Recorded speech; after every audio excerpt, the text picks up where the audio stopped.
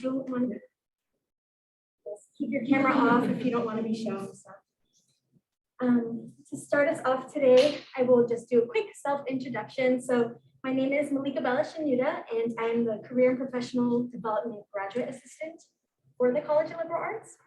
And we have our lovely panelists here today. So first up, Savannah Baltera. She is the Director of Student Involvement and Activities, the SIA office at UNLV. And this office oversees various student organizations, fraternity and sorority life, and the Campus Activity Board, AKA, the Rebel Events Board, if you've heard of it. Next up, we have Dr. Valerie Burke. She is the, sorry, let me find my notes. She is the Assistant Dean of Graduate Student Services here at the Graduate College. She began her career at UNLV as a student worker and graduate assistant, and then worked her way up to Senior Academic Advisor, was then appointed as the Student Academic Integration Coordinator, and then recently served as the Executive Director of Graduate Student Services for the Graduate College. So very involved. And lastly, we do have Susan Hall, the Program Coordinator for the Office of Undergraduate Research here at UNLV. If you would like to do a quick introduction. Hi, yes, I am a program coordinator. I've been in this position for about 2 years. I'm also a UNLV alumni. I got my bachelor's in psychology just 4 years ago. It took me 20 years, but I did it. And here I am. Thank you. We're so happy to have you all here. So I'll start off. What is an RSO? So I think, Savannah, you would be more prepared with this question, but students here around campus, they might not know what it means. Awesome. So hi, everyone. Thanks for having me today. An RSO, UNLV loves its acronyms, stands for Registered Student Organization. And we're currently going through the re-registration process, but it's looking like we'll end up right about 400. So UNLV has right now about 400 student organizations. So you'll hear like RSO or just student organization. You don't have to say registered student organization if you don't want. And this can go for anyone, but how do you choose what you want to get involved in? That's a good question.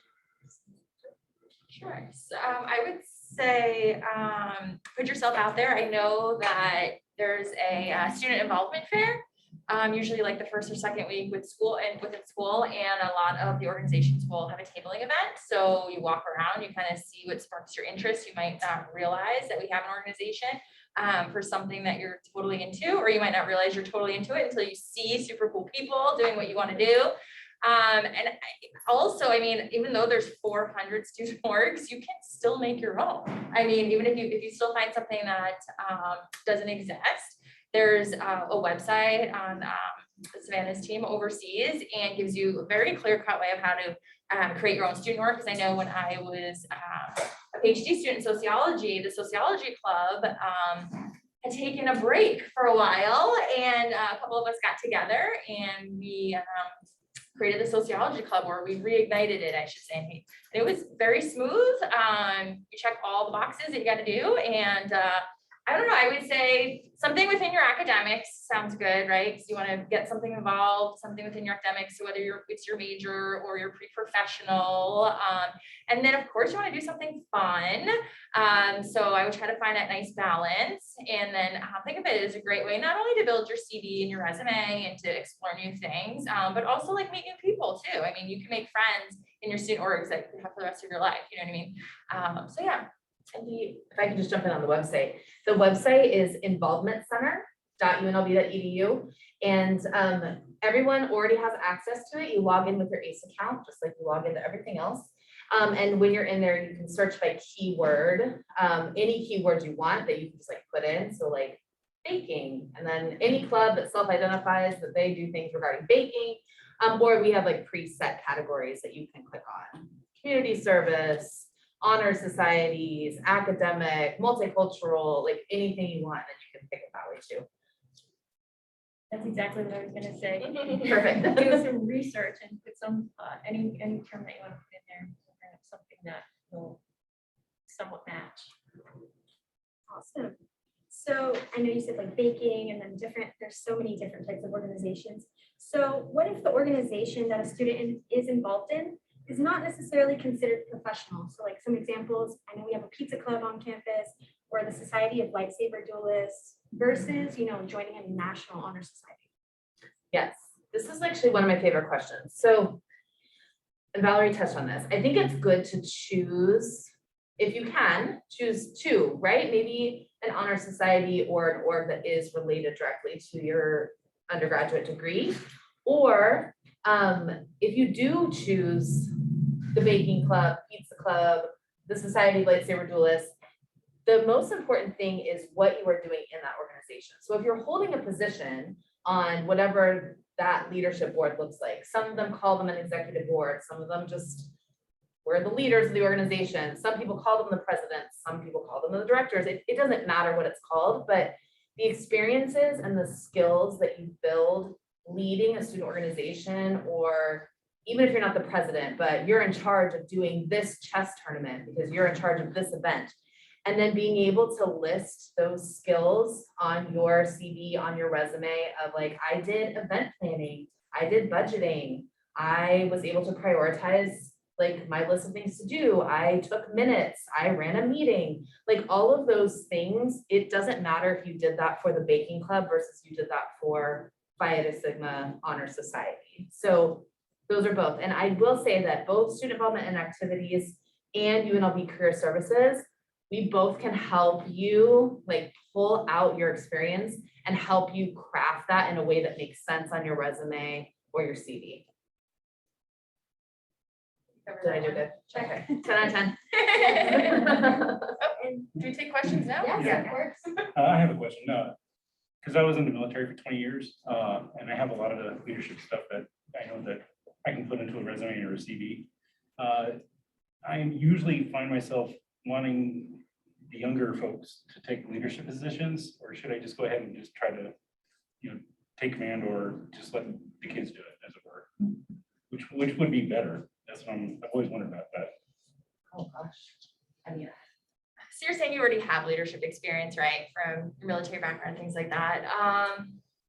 Yeah, I mean, I would kind of feel the room, right? Maybe there's people in the room that want to be mentored by somebody who has already, has that leadership experience. Because usually I would think like a board or an executive leadership president, vice president, treasurer, secretary. There's a few different titles. Maybe if you still wanted that experience because you're super involved and you want to help others, you could still take one of those slots, maybe just for 1 year. And then the following year you can mentor and help, somebody new who doesn't have that kind of experience already. I kind of like that balance. It's probably what I would do. I think that's a great idea. Mentoring is always necessary in all of these student workers and student groups. And then that's great for your resume too. You can add mentorship. I would agree. And stop me if you have any virtual questions as well. yeah. I did want to backtrack before I ask another question. Something Savannah said earlier, getting these skills and putting them on your resume, that is what students are doing here, like attending these events, especially, the career leader certificate in of itself, not only learning to acquire these skills and join clubs, get involved, start mentoring students, but learning how to advocate for yourself and placing that on your resume and your LinkedIn and starting these professional development things. So next, I do want to target it towards Susan, but anybody can answer, of course. So are there research opportunities in every single field? You can probably find a research opportunity in any field that you want. It's just a matter of really trying to figure out what you're looking for and seek out either on-campus mentors or off-campus mentors, faculty mentors, or other people on campus that are doing the same research that you're looking for. Some people have something that specifically they want to pursue. And usually the question I would ask them is, well, what makes you want to do that? And they'll say, well, I know somebody who did this or that. And I would say, where did they get their information? Have them take that a step further. But there's pretty much research opportunities in any field in any area. I can speak from my undergrad experience too, right? So I got my undergrad here in psychology was my major. My minor was sociology. And a professor I had in one of my upper division psychology classes was like, hey, do you want to get some research experience? I'm like, okay, what's that? And so he paired me with one of his PhD students and we worked on her dissertation. At that time, I had no idea what that even meant. All I know is we were doing lit reviews and she was, giving me tasks to do. And then we presented, or we submitted to present at a conference in Chicago. And at the last minute, she couldn't go. So that was super fun. I was like, well, there's no way I'm going by myself. And I still did because the professor said, yes, you are. And I was like, okay. Best experience of my life. It was a poster presentation, luckily. So you kind of like you stand by the poster and people walk by. It wasn't as like super formal that some of those sessions can be. But so I would like life-changing, right? It obviously I liked it. I'm still doing research to this day, completely changed my career trajectory because I found out that I liked the research. I love doing the presentations. I craved like going to conferences, networking, meeting people, but it all happened because of that one little research experience. And so now here we are in the grad college and we're partnering with the Office of Undergrad Research and a ton of other campus partners to make sure students understand the importance of research, if they understand what it is. Because like I said, when they signed me up for it, I was like, all right, let's check this out. But I didn't really understand it until you're in it, right? You don't know what you don't know until you try it. So we have a program in the grad college called RAMP. So it's Rebel Research and Mentorship Program, and it's for undergrads. So if you go to the grad college website and you go under our Professional Development Academy, you'll see RAMP, R-A-M-P. And undergrads apply to work with a grad student and then also the faculty mentor. So it's a tripod. It's the undergrad, it's the grad student, and then it's also the faculty mentor. And the undergrad tells us what kind of research they want to work on. And then we try to pair you up with a grad student that's most similar, has some, sometimes it's a perfect match. Sometimes it's a little bit of a stretch. We do the best we can. And then of course we work with ours who, if there's something that, you know, can't find a perfect match, we'll work with them and try to help. And then of course we have great connections with all our grad faculty, like you saw some of the panel right before us. And so we have connections to them to try to get, and I think they're putting the link up. Yeah. And then we also have the Grad Rebel Advantage program, which you can apply to right. Nope, you can apply in January, February. It's a year-long cohort. I'm trying to think what month we're in now, October. So it's a year-long program, and the Grad Rebel Advantage program is preparing undergrads for grad school. So if you go on that website, you'll see the application, and you'll also see the requirements, and they're pretty hefty because we want to make sure we're preparing you for everything, including the application process and ledge recommendation. If you need research experience, if you need leadership experience, if you how to finance it, how to pay for it. So there are, you know, robust requirements, but you get a scholarship. So at the end of each semester, as you've accomplished the requirements of that semester, you get a $400 scholarship. So it's like, you can use that money any way you want. We're hoping you use it maybe to help pay for applications when you go to apply for grad school, because those can be a little pricey, or if you want to take a test prep or something like that, books, if you need a new laptop, really anything. But so yeah, definitely check out RAMP and then our Grad Rebel Advantage programs. All of our application calls are always in the spring. So like I said, probably like maybe the first week of February, and they'll all be due April. And then all our programs run a fall and spring semesters. Yes, highly, highly recommend the Grad Rebel Advantage program. I did it a couple years back. I was actually assigned my own living and breathing graduate student who was like undergoing the program that I wanted to be in. So it's interesting to connect with these people who are actually doing what you want to do. So you can learn the steps in between and not necessarily, you know, talk to somebody who is maybe a little intimidating, maybe a professor or a dean all the way up there. You can talk to a student. So. And also something you did say, I also got my undergrad in psychology. So I know that a lot of psychology students are well aware with the research, but with other COLA, so liberal arts majors, there's not too many talk of research, even though Susan, you said it can be anywhere, right? Yeah.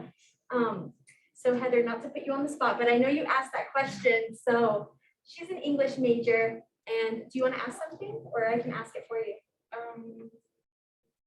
What did I ask? I think it was like, if you're not planning on going to grad school, do you still have to do research for the major? Right, so it's not required to get your bachelor's degree unless they've changed some requirements. Nope, still not. So I used to be an academic advisor for the College of Liberal Arts. And yeah, it was never a requirement. I think if you're interested in it, dive in, and you might not realize, you might love it, or you might be like, oh my God, I love this so much, I want to go to grad school. Or it's something great for your experience, great for your resume. It can open up, you know, different doors. But is it required? Good question. Thank you for that. So I know there's so many different involvement, you know, categories. which one, if any, should be prioritized? So for example, we have research, some clubs, internships, volunteering, even work. Seriously. I don't know if, kind of what we were saying before, I don't know if there's one that should be prioritized. I think it's just looking at your, current and past experiences and trying to see if there's any gaps, right? So if you're looking at like, okay, I've been in a service organization and then maybe I was in a fraternity or sorority. So then we did a lot of philanthropy, or I was doing a lot of event planning for my chapter, but it looks like maybe I am missing research, or I am missing like something that makes sense for you, right? It makes sense for what you're studying and what you're interested in. We definitely do not take a cookie cutter approach to involvement or things. It's really based on yourself.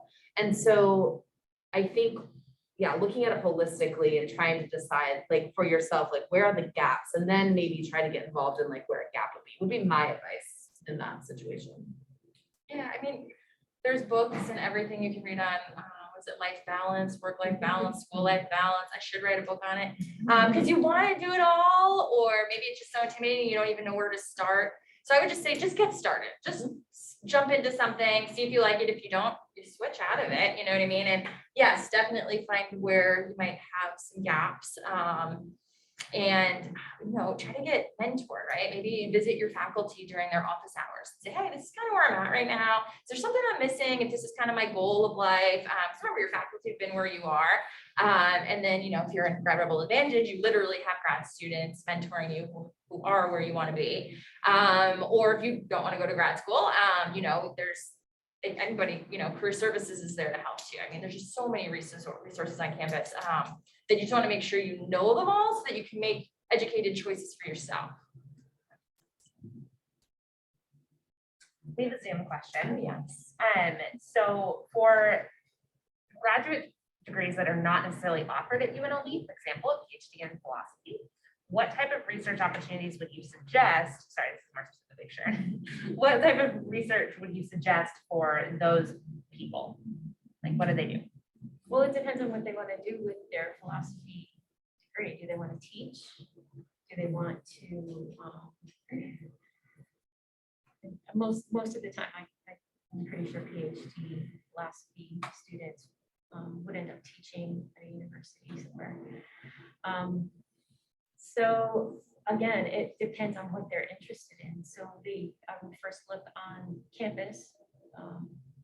And by the time you get to the PhD level, you're pretty familiar with the other people that are, the resources that are available on campus, the networks that are available, other people who are actually philosophy PhDs. You want to align yourself with and get involved with and get to know those folks, and they can help you determine, the direction you need to go in, and then they can help you find that type of research. At the undergraduate level, the first thing you have to decide is what you want to do. And then I would seek out if you're going to do it to teach, if you're going to do it to go to a specific university, a different university, find out what you're going to be doing there. And then again, I would just look for something that interests you, that you're going to focus if you're going to be an educator on your education on. So let me ask you a question to everyone here and then online too. Have you changed your major before? Raise your hand, or in the chat box say yes. You said something super interesting that was, know what you want to do, but sometimes we don't. I definitely did not know I was going to go on to get a PhD in sociology and be an assistant dean of a grad college. Like that's, you just don't know that exists. Yeah. Like you just, It's not on the list. Yeah. In fourth grade. Of what you want to do. Like my son, he's in first grade. They have homework all the time. Oh, what do you want to be when you grow up? And he's never going to say a dean of a college. I don't know. Maybe one day he will. But so be open to knowing that your path could change, and usually that happens based on your experiences. And then, like Susan was saying, I think even though we don't have a PhD in philosophy here at UNLV, we do have professors with their PhD in philosophy here, and they are doing research and they're writing books. So you can definitely talk to them. And if they're not doing research in the area that you're interested in, they have connections all over the country and can put you in touch with people at universities anywhere, probably in the world, or you'll find that it's a tight niche of networking and getting to know people who they can connect you to. So I think that's helpful. Any other Zoom questions while we're here? Not yet. Okay, so I know that especially for a lot of freshman students in their first year seminars, they do have a lot of resources thrown at them, and it can handle like let me rephrase my question, but it might be a lot for them, and that goes on throughout the rest of the class standings, sophomore year, junior year, even senior year as you're approaching graduation. How do you handle that overwhelm of all these different resources and events? I know we have homecoming coming up, also this week, the career fair, so they're all there, but how do you get started? I would say, yes, there is a lot. There's a lot happening on campus all the time. And especially when you're a first year student, and especially this year, right? Like coming off of COVID and you were in remote learning and campus wasn't open. So, and that's also true for second year students. But I think it's just start small, right? Like try to attend one event a week, or if that's too much, one event a month. Join one student organization. It's a balance, right? Because I say you have so much time, which I do think is true, but I will say in the very same breath, your undergraduate career will go fast. So it is both. So, but you do have time. So while as the director of student involvement and activities, I would of course love to see you at every single rep event and every single homecoming event. Yes, I would love that. And it can be a lot. So I think just making small goals. I teach a first year seminar class and I tell my students that just pick, like, here's a calendar, just pick one. And then what kind of starts to happen is if they picked the one and they really connected with someone there, or they connected with whatever group was putting it on, then they start to find their path, and then they want to go to more because of that group. So that would be my advice. Yeah. Definitely. Pace yourself. Yes. Okay, I needed to do that, but so something I also do want to just add, especially since I was a psychology major in undergrad, this is just maybe more unique to them, but your professors, talk to them if they are a faculty advisor for an organization on campus, because for those psych majors, reach out to Dr. Leanne Barnes or Dr. Amanda Pazinski. They are co-advisors for the psychology club and even psychi, so you can talk to whoever you want to get involved with. So your professors are there. And can I touch on that? Yes, all of our student organizations have advisors. And of course, I keep on picking on the baking club or the chess club. So the chess club, their advisor, definitely off the top of my head, don't know who it is, but they work on campus somewhere, right? And so you never know if you're going to join a student organization that's not based in the field of study, but then the advisor happens to then be a professor in whatever, or works in Office of Undergraduate Research or whatever. You're going to be so surprised of those connections and mentors you make just by taking that step and getting involved. Then you might feel oh, then this is a perfect fit for this other thing. So Great plug. Still a plug for joining a student org is really what it comes down to. Well worth your time. So I know, especially with the pandemic, that it doesn't even need to be specifically with the pandemic, but a lot of students had super involvement in high school, or maybe even freshman year, but then they took a hiatus throughout, and they're looking at applying to graduate school, which is what this event is centered around. So how do they bounce back from that hiatus and advocate for what they were doing during that time of seemingly nothing or little to no involvement? You just do it. Like I said, go to that involvement fair, pick something new. Or if you're oh man, I really missed going to whatever club you were in 2019 that took a break in 2020, just hop right back in. Really remember, everybody's in the same situation you are. Yeah. So yeah, don't feel intimidated, don't be shy, or you can feel those things and still just walk in the room or join virtually, whichever you're more comfortable with. And just jump right in where you left off. And remember, everybody's in the same situation, and go back to something you were in or try something new, since you have 400 plus choices. You can make your own. and you're gonna make your own. Yeah, I think reminding yourself that on a CV or resume, if there seems like there's a gap in 2020, just remember the entire world has a gap in 2020. So you're not going to be sitting in an interview 5 years from now having to explain that gap. Do you know what I mean? Because everyone has it. So it's different than if you were like, there was a gap because of something specific to you, but that is not the case here. So yeah, don't let it get you down, intimidate you, like just. Oh, I like that comment up there, Jenna. Somebody else, like, questions? Go ahead. Yeah. Cause like I can't do that. So you can talk about from personal experiences or working with students over the years, but do you think that when applying to grad school, not being involved on campus is gonna hurt someone's chances of getting into graduate school? No, I mean, you've been doing something for the past 4 years or longer. If you, sometimes people don't even go straight into grad school after their bachelor's. You take a little break, which is totally fine, and you're doing something. I mean, you guys pick to get your bachelor's for a reason. Nobody, I mean, once you're in college, nobody forces you to be here. So you're doing everything because you want to be doing it. To have no involvement, no, I mean, do I think it'll make or break you? Well, most likely not, but maybe you even, if it's not something school affiliated, maybe you have something in your community or your kid's school, right? So I have, he's in first grade now, and there's the PTA. I'm not on it because they meet during school hours, which is really hard to do, but maybe you could do that, you know what I mean? Or there's like events that we can volunteer for, or I know like blood banks, things like that, that lower commitment, just think of things that fit your niche, maybe where you live around town. Because if you're in an online program and you're taking online classes, it might be a little harder to get down here. But look for those like one-off events that Savannah talked about, so you can, get cultured and be a part of UNLV. Because believe me, you will love it. But if you can't do huge commitments, do something closer to home. Do something with your family. Like there's book drives and things. I always try to think if there's something close to home that I can do, include my whole family if it's going to be on a Saturday. So it's not like I'm away from them. We're all doing it together.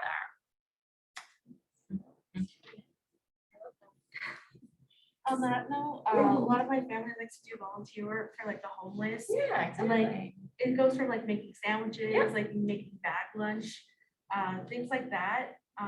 Which you can do like as a family. I think there's a soup kitchen, like you can volunteer as a group if you want to do it with friends too. So what is it called? It's like, You're talking about on campus? no, off campus. Is it Oh, Three okay. Square? Downtown. It's a soup Downtown. kitchen. If I think of it, I'll mention it, but What's the Las Vegas Rescue Mission? There's a few I've been to. it's like free kitchen. It's downtown. Square Meals? Foursquare? Yeah, Foursquare. You can go ahead and like go as a group with friends or your family, and then you just Oh, yeah, make sure. meals. Yeah, So Everyone that's does that. experience that's relevant. You're I helping. tell you, it's good for the community, kids so too. There's Yeah. a lot of things out there. Or like even the community garden, like there's a few of those.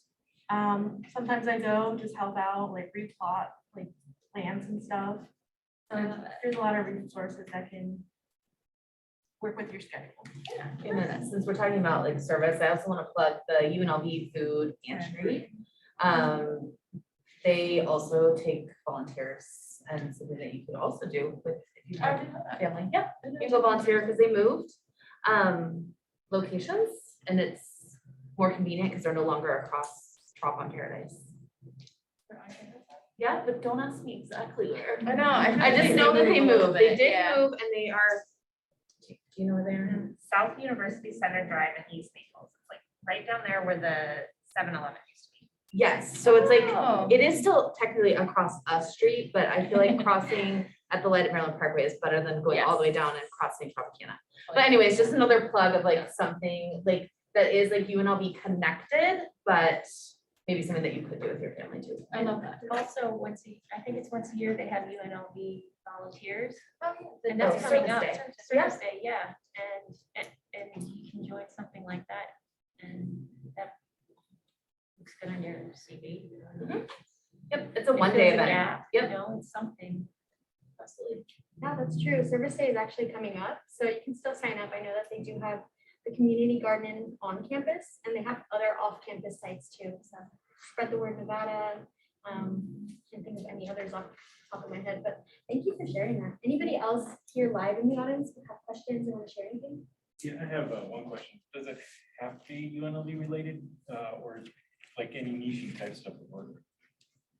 Oh, like for service and involvement, you mean? Yeah, well, because I do internship teaching geology at CSM Oh, absolutely. and for the lab, but you know, it's just an internship. No, that should No, no, it's not. absolutely, Yeah, yeah, that that is an absolutely internship, yeah. should be on all of your documents. Yeah, it does not only have to be UNLV related. That would be an excellent example of something to add. Yes. If you go and sit down with career services and you just tell them your life, they will know how to put all that together on a resume for you. I think even if you go in prepared, like make a list, like this is what I did this year, last year, this is what I did, you know, for the past few years, they will know and show you how to organize it all. Highlight what your leadership was in each one or what role you played and things like that. And then what's great about doing it early, even if you're a freshman or sophomore, any part of your career, is it'll help you find your gaps. And then you still have time to fill those before you graduate. So it's a win-win. Yeah. Anyone else? Yes. So I am actually a senior right now, going to graduate next semester, and I can say I have not been involved with like anything. So, I bet you have and you don't realize it. well, like I mean, like in school, Yeah. and I was wondering, I wanted to participate in research, and I was wondering if there's opportunities to participate after graduation, or is that only like for students? I know that the grad, are you applying for grad college here? Yes. So, as far as what we have available, we don't really have, anything that spans, that, we have different research opportunities that are available. We can help you find a research opportunity if that's something. But usually they span 2 semesters. But that doesn't mean that it's off the table. We do have different things in undergraduate research that you could do. We have like a certificate program. You've already started doing research on your own. You would be able to have the opportunity to present at one of our research symposia, the one that we have coming up in fall. It's virtual. So I don't know if that's something you're interested in. I would definitely schedule an appointment with the undergraduate research advisor as soon as possible. And I've got stuff All right.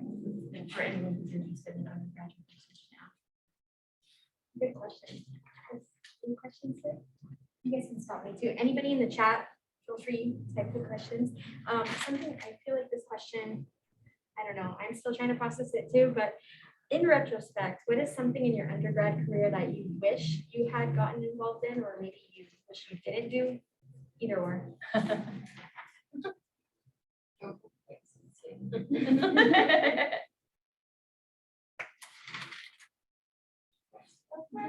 I wish I didn't take 20 years to do it, but I had a family in between. So, but other than that, I wish that I got more involved in my undergraduate and things that were going on campus, and that type of thing.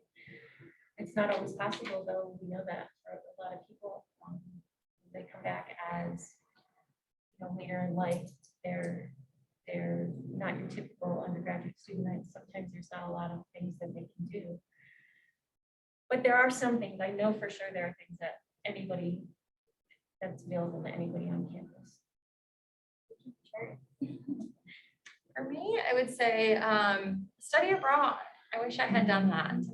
When I was going to school back east and then we moved to Vegas, so it was a lot already going on within those 4 years. But looking back, when I became an academic advisor, I learned a lot about our undergrad study abroad, USAC, right? Is what the office here is called, and they have everything set up for you guys, like application process, scholarships, the sites are already picked and the dorm room. So as an advisor, they actually sent me to 2 of our spots. They sent me to Italy and Germany. So I got to see where our students actually go if they pick those locations. I got to see the dorms, like the walk pass, all like the libraries, the cafeteria. I got to see how you guys would live and all that stuff. And it was just so eye-opening that I was like, man, I wish I had done that.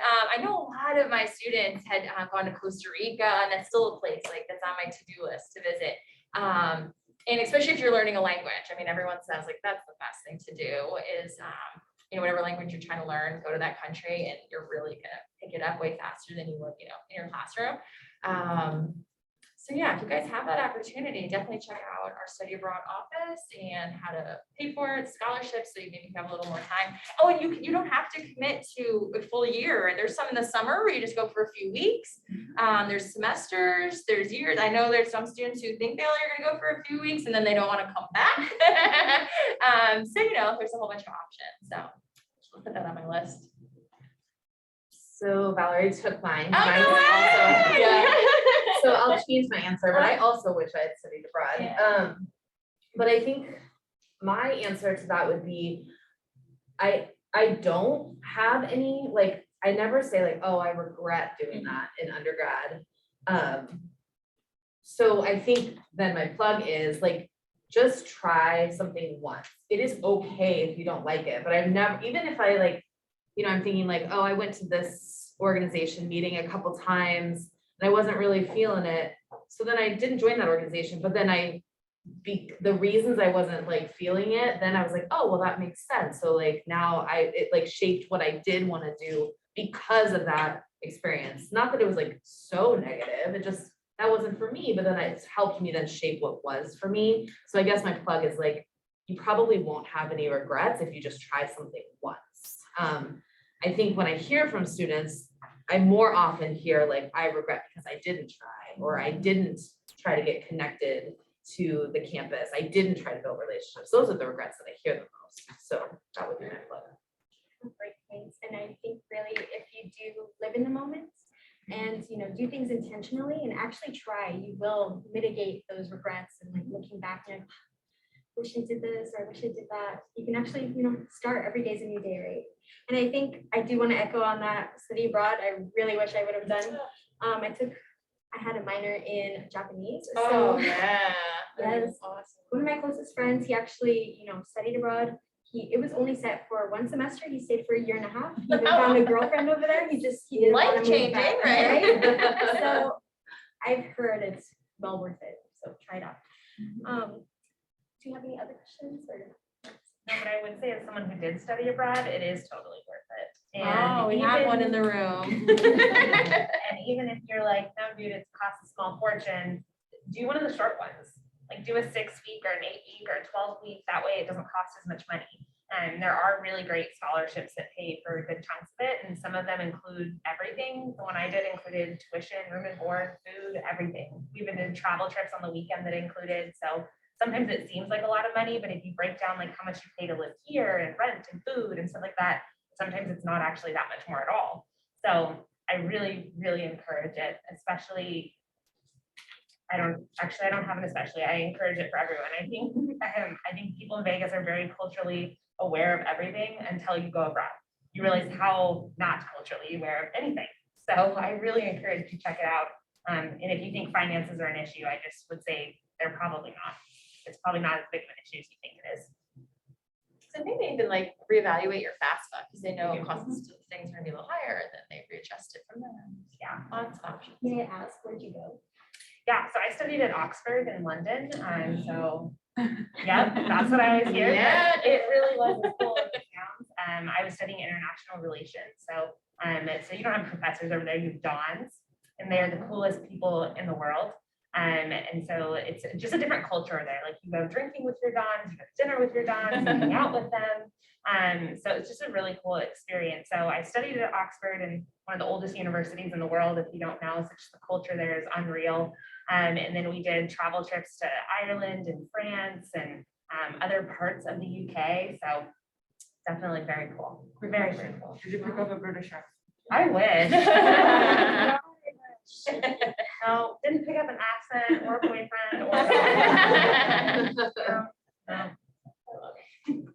Well, this may be out of the scope of this, panel and event, but I want to think hear we your can handle thoughts. it. So, how do you think people should handle the intersection between, their involvement activities and their social media? So should they promote that? Should they Very hard to believe, but I was in my undergrad. There was no social media. I mean, there was, Well, yeah, no, me it too. started with MySpace. I think I had a MySpace, but that like wasn't really like a thing like Facebook is now. Gosh, we didn't even have cell phones yet, you guys. It was ancient, but it was a different life and it was really cool. Now, I mean, I'm on social media now. I actually, part of my PhD, my dissertation was on social media and communication and things like that. And I love it. And you gotta use it properly. I met actually a lot of people through LinkedIn. People will Google you, they'll find out things that they didn't know about you. Because you're posting it, and if you're posting stuff, you got to realize they're going to read it and they're going to learn that stuff about you. So make sure you're posting things you like. But even things like today, we'll be posting about it, the pictures, and yeah, I mean, you guys all know it's your generation, right? That anything you post on the internet is there forever. So be cautious and make right decisions. Yeah, I would agree. I mean, I think in this day and age and where we are at, I think that they do go hand in hand. Like, I would never be like, no, don't post anything, because that's just not like the reality of this world we live in anymore. So yes, you should post. Like, if you throw an event for your student org, like you should absolutely like post that on your social media. And if you are doing other things, then maybe you have just like a different social media, like have two, like that's okay too. Yeah, like, so just, but you have to decide for yourself, like based on your life and like what you're doing. But I would say it is better to have social media presence than not to do it at all. Yeah, I mean, I literally didn't have it until I started working on my dissertation. I was like, I can't write about social media if I'm not on it. Yes. So, and now I'm literally on it every day. So I totally did that. I know life without it and I know life with it. And I don't know, I have a lot of fun with it. So yeah, I think it's a personal choice for sure. Anything else to add? Yeah. No, I was gonna point out the same thing, that anything you put out there, just make sure it's okay for everybody to see, because it's gonna live there forever. Yeah. And even if you delete it, it still Yeah. lives. Somebody Someone took a screenshotted it. I screenshot. promise. Just always assume that someone did that. Yes, I know I'm inept in all things social media, but I do know that like things like Insta exist, or like a fake Instagram, so people can have their close friends or things like that, and then also have like a more professional looking social media that everybody can have access to. I do want to ask, so you may be biased because you are representing your own departments here, but do you have any favorite resource at UNLV?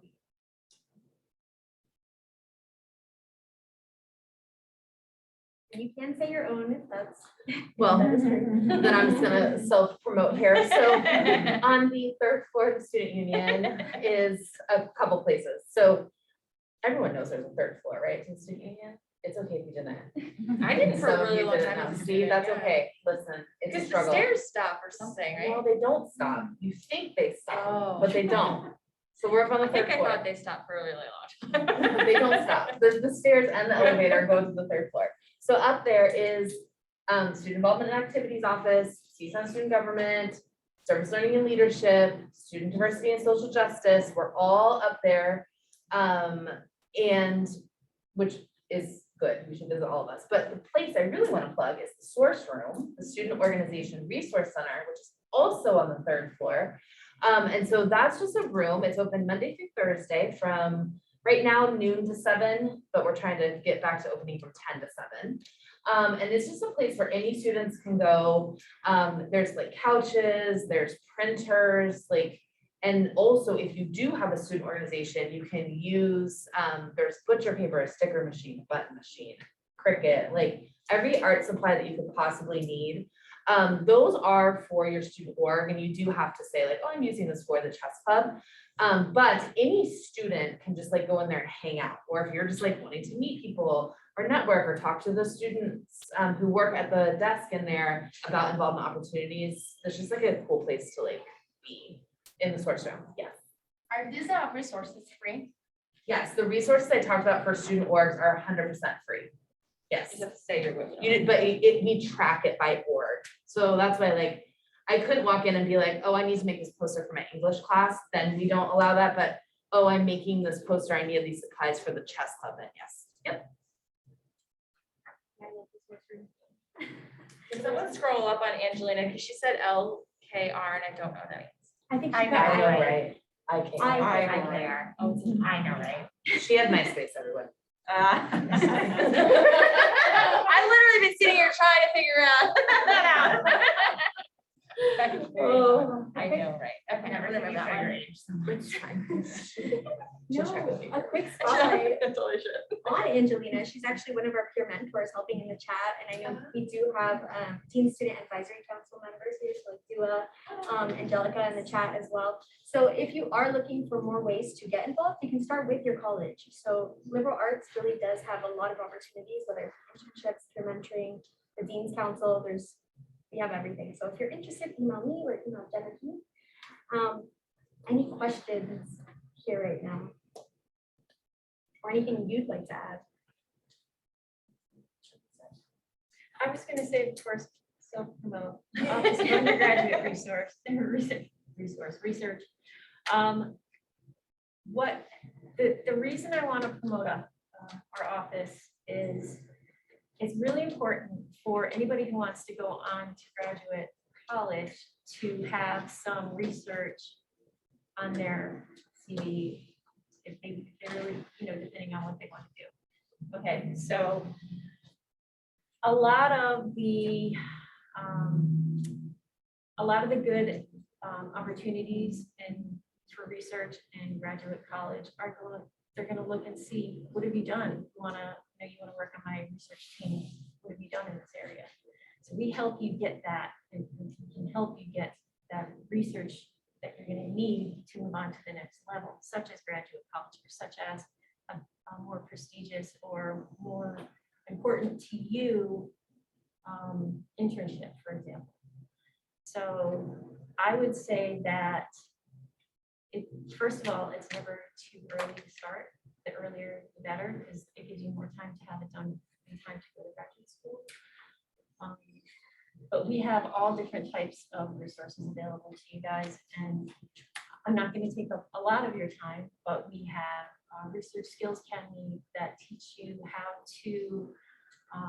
to begin your research, how to format an abstract, just to name a few. We've also got, we have research advising, we have a journal that you could publish in your research in, and that's a peer-reviewed journal, just like every other journal that's available, and it's accessible to anybody once it's been published. And that's something that looks great on your CV as well. You can say, every student is given their own DOI, so people can look you up by name, they can look you up by whatever your research is on, and that lives on forever. And we've got our research symposia, which is 3 times a year. It's currently, this semester will be hopefully our last one that we have to do it virtually. But the research symposia is where you get to present your research, either in a poster presentation or a lightning talk or a podium presentation. And we take up the 3 ballrooms on the 2nd floor of the student union. And there's anywhere from, I think we were like at 60 to begin with, and we're up over 120. And you get to present your research to different judges and dignitaries on campus. And that's your opportunity to shine and show what you've done. And that also looks great on your CV if you need that. It gives you an opportunity to present to people that you don't know in public. If you're like shy to talk in public, it's your first opportunity for a lot of people. So it really helps you in a lot of ways with your career, not just with the research aspect of it, but just going through the process, doing the presentation, being in front of people who may intimidate you, but are impressed by you because of how far you've come along and done. So there's lots of different opportunities and lots of things that we have to offer. So if you want, I'm going to leave these out when we're done, and you can take a look and visit the website and see what we have to offer. We also offer funding. We have different programs where we offer students funding for travel, for doing research, for paying for your poster if you want to present. We have summer undergraduate research if funding available that we have money from CSUN, anywhere from $500 to $2,000 for the summer. And those applications come out on April 1st, I think, for the summer. So take a look at the website and see. There's so many different opportunities, and schedule an appointment to talk to our research advisor if you have any questions or you want to get started, you just don't know how. We'll walk you through the whole process beginning to end, and we'll be right there with you the whole time if you have any questions. So if that's something that you guys are interested in, take a look and let us know. Thank you so much, Susan. I have a question about that. So like she was saying how the research would be great on your like CV or resumes, but what if I know that and I'm interested in it, but like I don't know what I would research on? Not that I don't know how to, I wouldn't know how to start, obviously, with the your center first. Yeah. I just don't know what like you research. So you would be the one to decide what you want to do research on. If you have something that you're interested in, like, I don't know, something that you do all the time, something that you, Like a hobby. yeah, something that you're interested in, or you heard one of your friends is working in this lab with stuff that's interesting to you. Ask them, hey, what are you doing? You know, that sounds interesting to me. It goes along with maybe whatever your career is, whatever your career path is or your degree path. But a lot of students, like I have a student from hospitality who wanted to do research on something that has nothing to do with hospitality. But that's okay too. Yeah. You know, so You literally can we research anything. yeah, we can like find out what you're interested in. Ask the advisor will ask you those questions. Well, what do you like? What are you interested in? What do you do on the weekends? You know, and help you like step by step kind of drill down to something that interests you, and then explain to you how you can just go and look for those types of.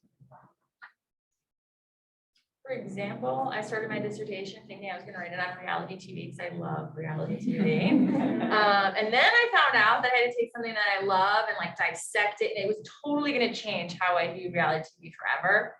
So I didn't do it, but I still love reading about it. And I love like reading the research about it, but yeah, then I ended up changing. So, I mean, the same thing, like you start researching one topic. Like I know my brother at one point thought he was going to be a gamer, like he thought he was going to make video games, needed a whole bunch of research on that. And then he ended up becoming a civil engineer. Like you just, so many cool things. I tell ya. Great questions. And I do want to give our panelists a warm round of applause for being here today. Take nothing else from today. Please, I challenge you to log into your involvement center. So you can find all of these opportunities that we talked about, even research on there, and the Graduate Advantage program. It's all on there. So involvementcenter.unlv.edu. Use your ACE account. Get started. Awesome. Well, this is the end of our 12 o'clock session. So our 1 o'clock session is actually going to be with professionals in the community talking about how you can kind of leverage graduate programs in the community. So that will be a really great one. So we'll take a quick break. If you want to grab a snack, grab some water, say hello to our panelists, or rather goodbye. They'll be here. So we'll get started in a few minutes. Thank you. You're great. Thank Thank you so much. Thank you. And there's snacks back there too. Did you have to run? Okay. Nice to meet you, I think officially. Got it. For a long time, and then, yeah, then you might have come on, so. But now it's here, right?